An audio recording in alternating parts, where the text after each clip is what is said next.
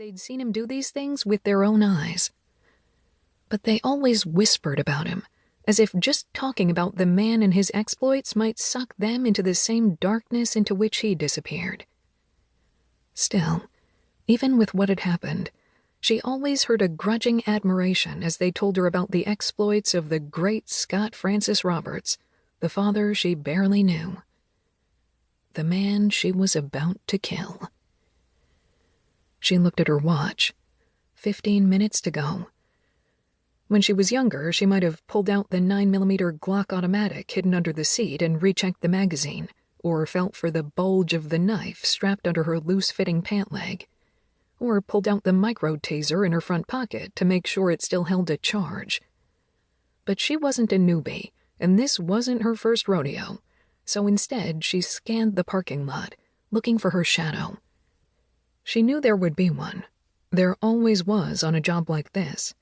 A second operative, ostensibly there for backup, but really just an insurance policy for the higher-ups at Langley to make sure the job was done and done right. This operation was, after all, illegal. She was certain there were a lot of nervous suits back at Langley, waiting for confirmation that Roberts was dead. She just hoped that when the report came through, it was the right Roberts. It was protocol, sure, but having a shadow was demeaning. She tried not to think of it as an insult, but she couldn't help feel a twinge of being babysat.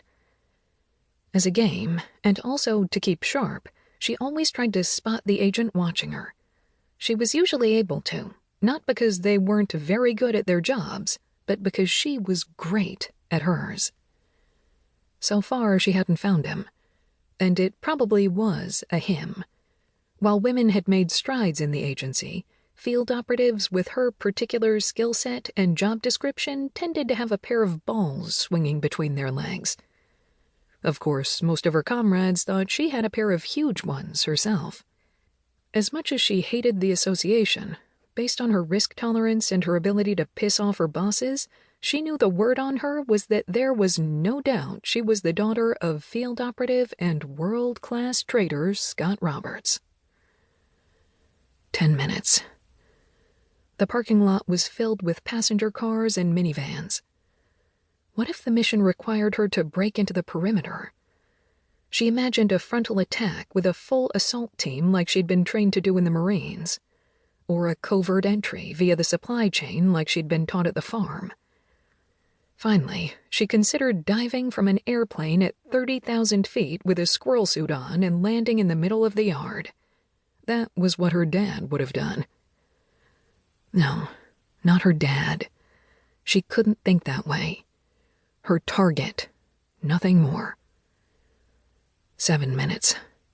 She reached under her seat, felt the Glock in its hiding place. She took a deep, steadying breath, hating the ice ball churning in her stomach. "Get your shit together, Mara," she muttered.